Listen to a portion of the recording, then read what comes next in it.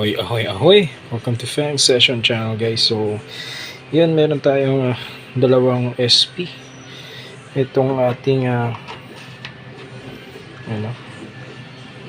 isang Poecilotheria Psalmopius pala, Psalmopius erminia, saka Psalmopius cambridgei.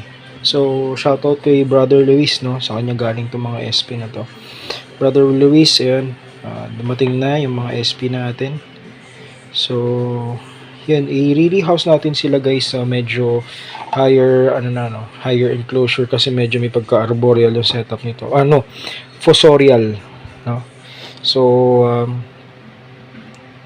next time na natin sila ililipat sa pang-terrestrial, no? Medyo terrestrial slight arboreal. So, medyo fossorial muna tayo. So, ayun. So, lalagyan natin sila ng cork bark, yun, side to side. Pero, ayan, so, ayun siya, guys, oh. Ayan, oh. So, medyo malaki na siya. So, sakto lang siya dito sa enclosure na to. Ayan. Ito yung erminia. Ito yung cambridgei. Dito ba siya?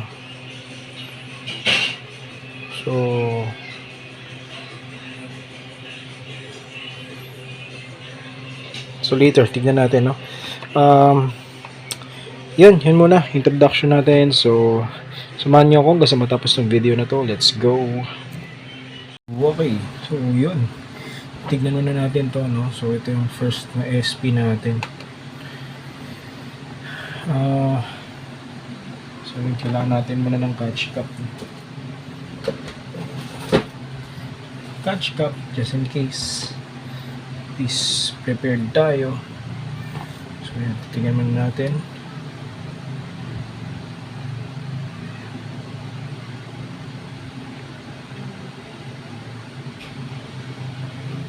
So,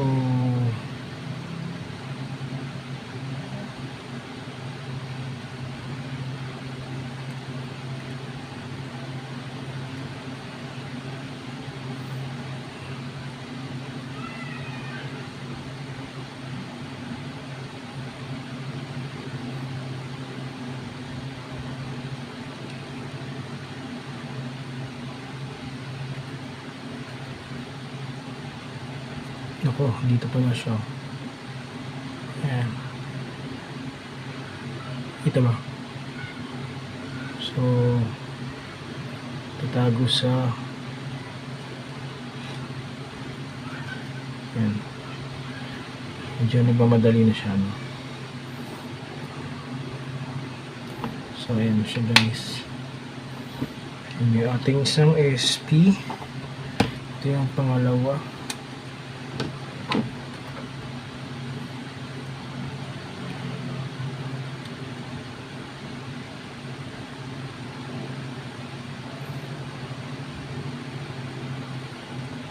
So, medyo mahiyain, no? Pero ito yung erminia PI, Psalmopius erminia. Tapos ito yung cambridgei. Ito yung signature ni Schizo, no? Yung signature SP niya. So, fully mapalaki natin to, no? Itong mga SP na to. Ayan, guys. So, lalagyan na natin ng coco peat ito. Ayan, so, naglagay na tayo nito, half ng cork bark para maging parang ano lang, cover stand lang, or yung parang pinaka arboreal setup. Medyo fossorial kasi medyo tataasan natin yung coco peat o yung substrate niya. So, let's go.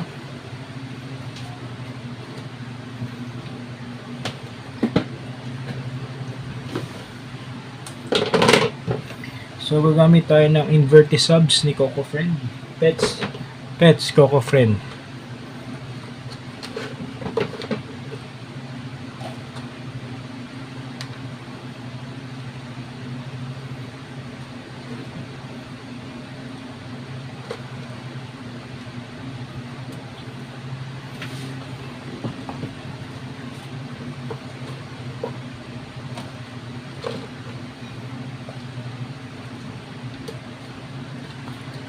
Ayan, so Pets Coco Friend ang ating partner when it comes sa quality na materials para sa exotic keeping. Ayan.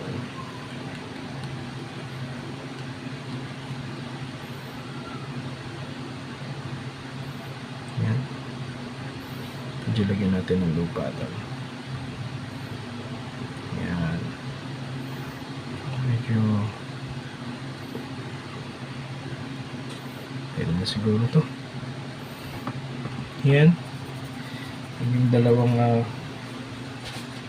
ganun din, yung moss. Lagay din tayo. Kasi from parang medyo moist ang ano nito eh, ang setup nito.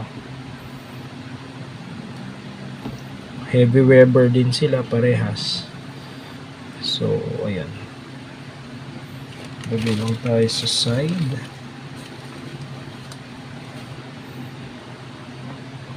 Tayo ay simpleng ano lang naman, simpleng enclosure lang ang ating gagawin.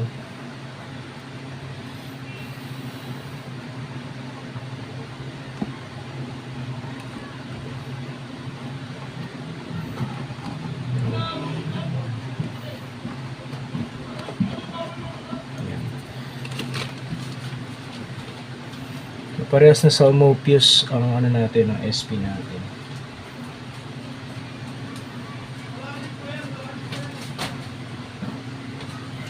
Then moist lang natin tong ano, sphagnum moss.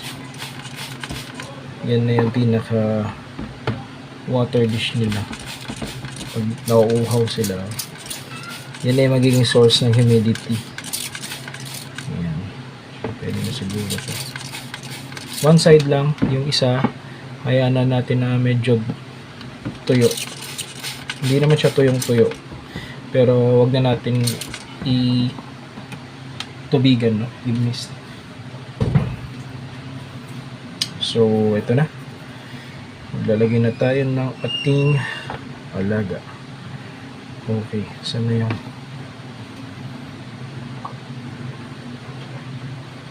cover? So ganyan siguro.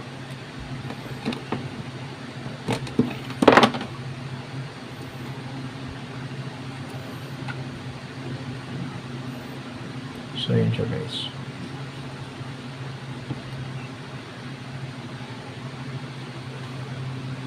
Kita ba? So yan yung ating Salmopius cambridgei na hopefully hindi na mag-bolt ng barikse.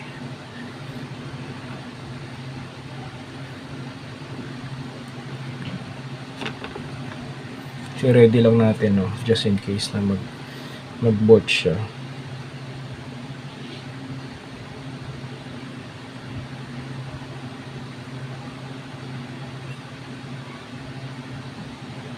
Yan.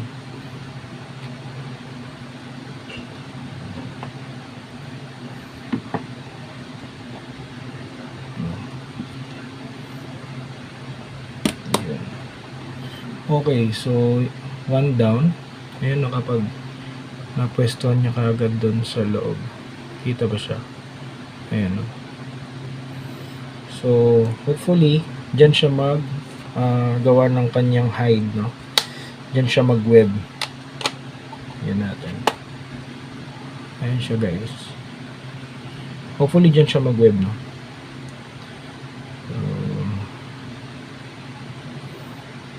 Ayan. Salmopius cambridgei. And sana ano to eh, male, no? Alright.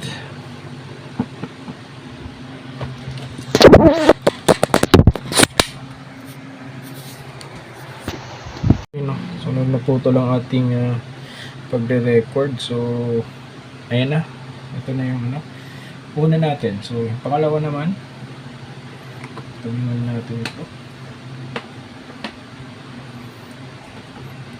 Ito Dati nagkaroon ako nito na panalunan ko sa raffle, no? Pero sa kasamaang palad, hindi siya tumagal. Ayun. So, sana ito tumagal sa atin, no? Sana tumagal sa atin tong specimen na to. Mapalaki natin, no? So, ayan.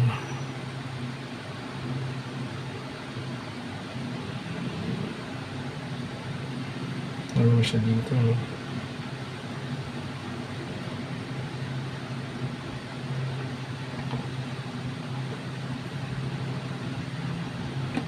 Uy. Sabi ko.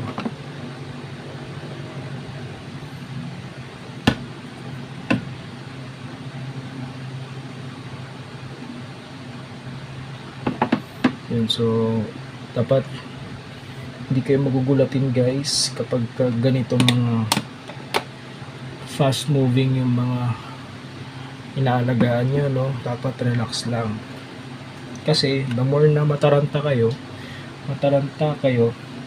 the more din silang natataranta. Okay. So yun, safe na natin na i-transfer ang ating dalawang bagong SP. So ito again, Psalmopius erminia, medyo fast moving sila, no? So yan, Psalmopius erminia, medyo malaki na siya guys. Ayan. So hope na babae ito parehas, para syempre yan naman ang gusto ng mga keeper is babae, no? Majority na gusto nila is babae para mas matagal yung lifespan nila, at the same time malalaki. Ayun, so okay, maraming salamat guys sa pagsubaybay itong video na to, and yun, subaybayan natin tong dalawang to. Hopefully mapalaki natin guys, and yun lang. Maraming salamat. Shoutout again to Luis and Pets Coco Friend, no? Maraming salamat sa inyo. Happy keeping sa lahat, no? Again, this is Fang Session Channel guys. Maraming salamat. Always keep safe. Fang Session signing out. Bye bye.